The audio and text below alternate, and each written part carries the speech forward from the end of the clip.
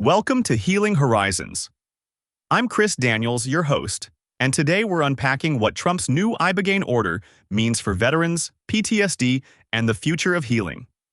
The headline is simple. A White House executive order has put psychedelic-assisted therapies, including Ibogaine, on a fast track for coordinated federal research. That's a big deal because Ibogaine has long lived in a policy gray zone, promising data for addiction and trauma, but stranded by Schedule I status. Why now? Mounting veteran advocacy, bipartisan concern about the opioid crisis, and early clinical wins with other psychedelics created a rare window.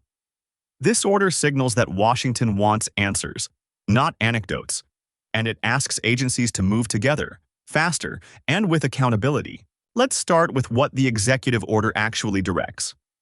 According to the text, it instructs HHS, VA, DoD, NIH, FDA, and DEA to coordinate through a formal working group, prioritize rigorous studies on PTSD and opioid use disorder, and streamline processes for protocol review and data sharing. It requests funding plans and grant mechanisms to stand up multi-center trials, along with common data standards so outcomes can be compared across sites. It also sets reporting timelines. Think 90 to 180 days for initial plans, then annual updates, so Congress and the public can track progress. In short, it's about alignment, fewer silos, clearer priorities, measurable milestones, and faster movement from ideas to actionable evidence. Just as important is what the order does not do. It does not legalize Ibogaine overnight. It does not reschedule the drug. It does not authorize broad clinical use outside of FDA-regulated pathways. It does not guarantee VA coverage tomorrow. And it does not replace the need for robust safety data. Executive orders set direction for agencies. They are not laws, and they don't override FDA or DEA authorities.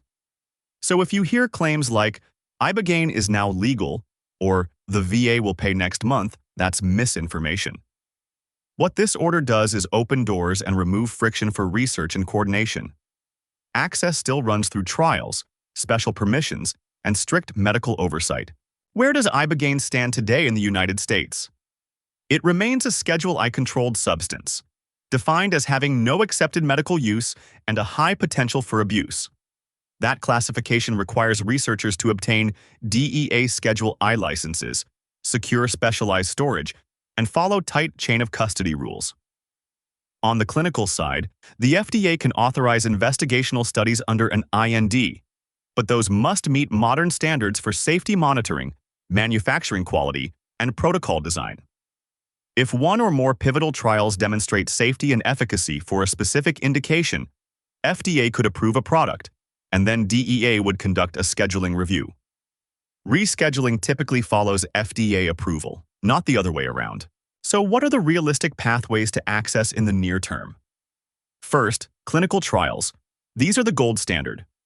Veterans and civilians alike can search clinicaltrials.gov for Ibogaine or Noribogaine studies and apply if they meet eligibility. Second, expanded access, sometimes called compassionate use, lets the FDA allow treatment outside a trial for people with serious conditions lacking alternatives, but it still requires a sponsor, qualified investigators, and FDA IRB oversight. Third, state-level initiatives may fund research or clinics, but they cannot override federal scheduling. Timelines matter. Startup for quality trials can take months, and enrollment can be limited. Planning ahead rather than waiting for last-minute openings is key. For veterans with PTSD and opioid use disorder, the order could unlock VA or DoD-backed trials that integrate Ibogaine protocols into existing care pathways. That means careful screening for traumatic brain injury, cardiac risk, and concurrent medications. Coordinated detox when opioids are involved, and embedded follow-up with evidence-based therapies like CPT, PE, EMDR, or MEUD as appropriate. The value here is not either or, but both and, testing whether Ibogaine can catalyze change while standard treatments consolidate gains. Expect emphasis on outcomes that matter to veterans: suicidality, functional recovery, sleep, pain, and substance use, and on data systems that capture relapse, hospitalizations, and service utilization over time. Importantly, these trials could also evaluate caregiver burden, employment, and community reintegration, metrics that reflect real-life healing. Safety comes first. Ibogaine can prolong the QT interval and trigger dangerous arrhythmias, especially in people with underlying heart disease, electrolyte imbalances, or interacting medications like methadone, certain antidepressants, antipsychotics, or antibiotics. Thorough screening typically includes history and physical, medication reconciliation, labs for electrolytes and liver function, a 12-lead EKG, and sometimes echocardiogram or Holter monitoring. When opioids are involved, medically supervised detox and washout periods reduce risk of precipitated withdrawal or interactions. During dosing, continuous cardiac monitoring, IV access, emergency equipment, and trained clinicians are not optional, they're essential. Post-treatment observation, sleep support, and hydration matter too. None of this is medical advice. Consult qualified clinicians who understand Ibogaine's unique risk profile. How does Ibogaine differ from other psychedelics named in the order? Mechanistically, it's a polypharmacologic agent. It modulates NMDA and kappa opioid receptors, sigma sites, and monoamine systems, and its metabolite noribogaine appears to reduce craving and withdrawal through sustained serotonin transporter and kappa activity. Clinically, the standout signal has been in opioid and stimulant use disorders, with secondary benefits for trauma-related symptoms in some people. Unlike psilocybin or MDMA, Ibogaine's acute phase is long, often 12 to 24 hours, with ataxia and dreamlike cognition, requiring extended monitoring. The takeaway: it's not just another trip. It's a complex intervention that may pair best with structured detox and robust aftercare. What could change in the next 6 to 12 months versus 2 to 5 years?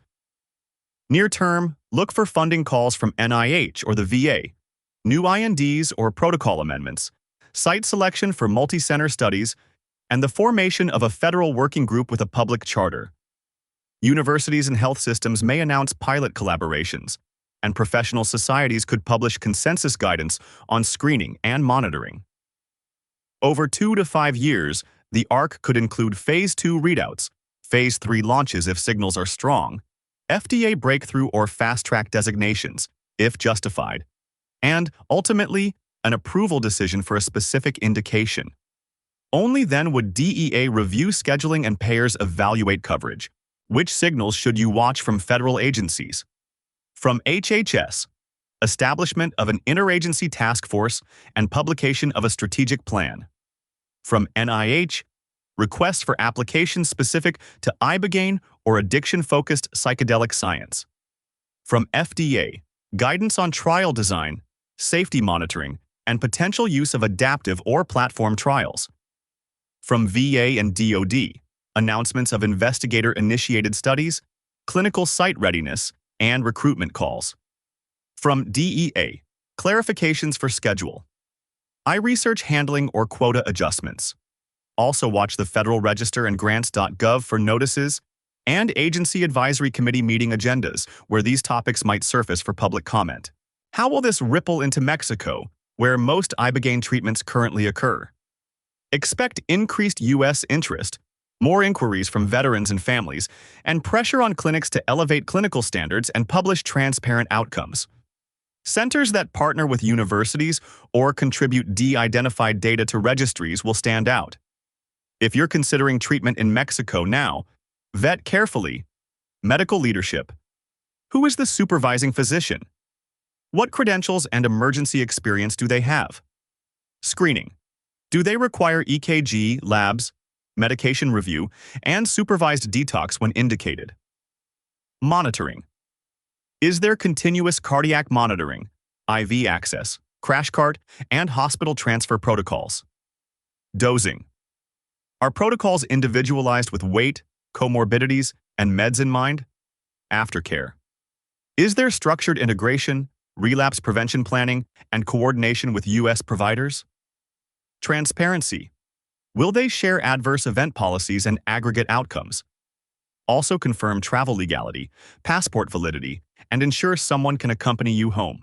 Let's talk ethics, especially for veteran care. Responsible programs must screen for TBI and seizure risk, assess suicidality with clear crisis plans, and confirm social supports before and after dosing. Informed consent should cover known benefits, unknowns, cardiac risks, drug interactions, and alternatives. No clinic should market Ibogaine as a guaranteed cure. Veterans deserve continuity, warm handoffs to therapists, peer support, housing or benefits navigation when needed, and family education. Equity matters too. Scholarships and transparent pricing reduce predatory dynamics. A few quick clarifications. Executive orders guide agencies. Legislation changes statutes. Legalization is different from medical approval. FDA can approve a specific Ibogaine product for a defined use, and DEA can then reschedule that product. Plant iboga contains multiple alkaloids. Ibogaine is a purified compound. 18-MC and related analogs are synthetic derivatives designed to retain anti-craving effects with potentially lower cardiotoxicity, still investigational. Finally, U.S. federal law applies at borders. Traveling for treatment doesn't change domestic possession rules on return. To stay informed, read the order on whitehouse.gov, watch the Federal Register and grants.gov, and monitor clinicaltrials.gov for new Ibogaine studies. We covered what the order does and doesn't do, current U.S. law, access pathways, veteran-focused implications, safety essentials, how Ibogaine differs from other psychedelics, near and long-term timelines, agency signals, and what today's news means for Mexican clinics and your planning. I'm Chris Daniels. Thanks for listening to Healing Horizons, where science, spirituality, and real-world recovery meet. Send questions or stories to our team for future episodes and topics.